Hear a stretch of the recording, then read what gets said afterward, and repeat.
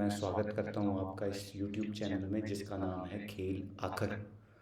इस वीडियो में आप देखेंगे दिसंबर से रिलेटेड कुछ इम्पॉर्टेंट करंट अफेयर्स, और ये करंट अफेयर्स मस्ट हैं आपकी सीडीएस, एफकेट और एनडीए की प्रिपरेशन के लिए। आप जानते हैं आपकी एनडीए और सीडीएस की एग्जामिनेशन में सिर्फ और सिर्फ 10 दिन रह गए हैं। तो दिसंबर से रिलेटेड कुछ इम्पॉर्टेंट करंट अफेयर्स शुरू करते हैं। पहला है कि रिसेंटली अ साइक्लोन नेम्ड फिंगल या फेंजल made rain landfall in the coast of Tamil Nadu. We have to identify the country which named this cyclone. तो फेंजल, जिसका अरेबिक भाषा में मतलब होता है इनडिफरेंट, तो ये जो इसका सही ऑप्शन है वो है option number A, Saudi Arabia. ऐसे क्वेश्चंस आपको कुछ साल पहले देखने को मिलते थे कि किस कंट्री ने ये साइक्लोन का नाम रखा है, या साइक्लोन कहाँ वो लैंडफॉल हुआ, और जो भी साइक्लोन का नाम है उसका लोकल मीनिंग क्या होता है। जैसे 2020 में क्वेश्चन आया था ताउते के रिगार्डिंग। तो ताउते एक साइक्लोन था that was named by Myanmar, जो कि वहाँ की एक लोकल छिपकली होती है उसके नाम पे रखा गया था। नेक्स्ट क्वेश्चन इज, आपने कुछ शायद महीनों पहले ध्यान दिया होगा, the Jami Masjid at Sambhal which has been recently in news was built by Mir Hindu Beg. याद रखना है ये नाम। He was the commander under which Mughal emperor. तो लगभग 1526 या 1527-28 के टाइम पीरियड में ये मस्जिद बनी थी या बनी है। तो इसका सही ऑप्शन है option number B, Babur. Next question है, इसका मैंने आंसर डायरेक्टली दिया है। An ancient French building that was damaged some years ago will soon complete its renovation and will be open for public. What is the name of this building? तो आपके screen में इसका answer है, लेकिन ख़ास बात ये भी ध्यान देने वाली है कि अभी अप्रैल चल रहा है और कुछ दिन पहले ही इस बिल्डिंग के टॉप से एक आदमी बिल्कुल सिक्योरिटी को बाईपास करता हुआ वहाँ से जो है पैरा जंप एक आदमी ने लगाई, और हाल फिलहाल में वो अरेस्ट किया गया है। ठीक है।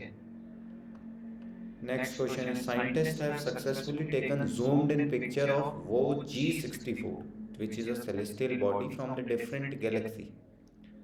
तो ये वो G64 है क्या चीज़? तो इट इज़ अ, जो कि आप है, यानी कि ऑप्शन नंबर बी, स्टार। ठीक है, सही answer. Next is, we have to identify which of the pairs are correctly matched. ये थोड़ा सा गलत हो गया, स्टेट्स और स्कीम्स को इंटरचेंज कर देना चाहिए जो हेडिंग है। Lakshmi Bhandar has been matched with West Bengal, Ladli Behna has been matched with Madhya Pradesh, Maiya Samman has been matched with Jharkhand. तो तीनों ही सही हैं, तो the correct option should be option number D. एक और इसमें हाल फिलहाल में हमने स्कीम देखी थी जो महाराष्ट्र में थी, माझी लड़की बहन स्कीम। ठीक है, another important financial incentive from any state government for women।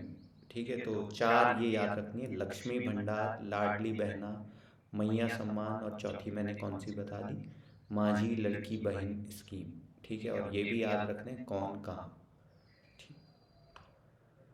Telangana is about to scrap its two-child policy norm, and which Indian state has recently scrapped its such a policy? तो इसका जो सही option है that is option number C, Andhra प्रदेश।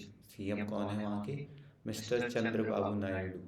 ठीक है, आजकल आप देख रहे हैं कि काफ़ी इश्यू है चल रहा है इंडिया में डिलिमिटेशन का, तो उसी के रिगार्डिंग ये सवाल, डायरेक्टली तो नहीं उसके रिगार्डिंग, लेकिन indirectly it has been associated with the issue of delimitation. Important question. Recently, two PhD scholars lost their lives while they were working at an archaeological site. Which was this working site? आपने ध्यान दिया होगा तो दिसंबर की बात, दो PhD scholars वहीं एक लैंडस्लाइड बोलें या एक गड्ढे में बोलें, वहाँ दब गए और उनकी डेथ हो गई। वो कौन सी जगह थी? It is option number D, Lothal. Lothal is a very important Harappan civilization site. Why is it important regarding Harappan civilization? Because it it is the oldest place in the world where an artificial dockyard has been found. Important. आपके एफकेट के लिए important है question. Significance of Lothal. Next question is the Indian Navy Day marks the success of which Indian naval operation. ठीक है, तो याद होना चाहिए 4 दिसंबर को हम हर साल इंडियन नेवी डे मनाते हैं. It has been due to the successful operation. कौन सा? ऑपरेशन ट्राइडेंट, जो कि 4 दिसंबर 1971 को सक्सेसफुल हुआ था. ठीक है, इंडो पाक वॉर ऑफ 1971 में नेवी ने इम्पॉर्टेंट भूमिका निभाई थी. उसी में उनका एक ऑपरेशन था, ऑपरेशन ट्राइडेंट. जितना मुझे ध्यान है कराची के कोस्टल हार्बर जो पोर्ट्स होते हैं उनको तहस नहस कर दिया था. अगेन वंस एक और important question. Recently, whoever was conferred with the International Maritime Organization Award for bravery for his exceptional bravery and determination. ठीक है, इम्पॉर्टेंट क्वेश्चन है ये और इसका सही आप ऑप्शन है option B, captain Avinash Rawat.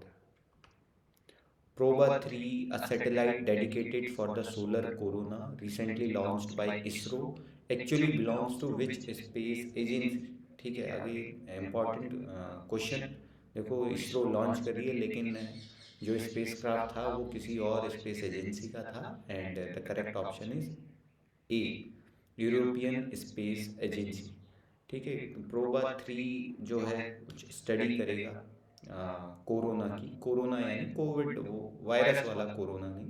The outermost layer of sun is known as corona, coronosphere या कोरोना. तो ये सब थे कुछ इंपॉर्टेंट क्वेश्चंस. उम्मीद है आपको ये क्वेश्चंस पसंद आए होंगे. तो thanks for watching, keep learning, keep improving, keep growing.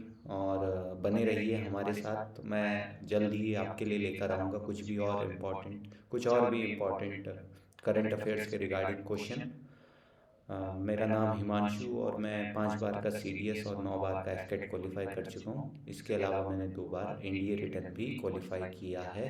और मैं यहाँ पर हूँ ताकि मैं आपको हेल्प कर सकूँ आपकी रिटर्न की प्रिपरेशन के रिगार्डिंग. इसमें मैं आपकी हेल्प कर सकूँ. तो उम्मीद है आपको ये वीडियो पसंद आई होगी. इसको लाइक शेयर करें, ज़्यादा से ज़्यादा डिफेंस एस्पिरेंट्स तक इस वीडियो को पहुँचाएँ ताकि वो इन क्वेश्चंस की हेल्प से अपना आने वाला रिटर्न एग्जामिनेशन सक्सेसफुली क्लियर कर सकें. धन्यवाद. मिलेंगे आपसे बहुत ही जल्द.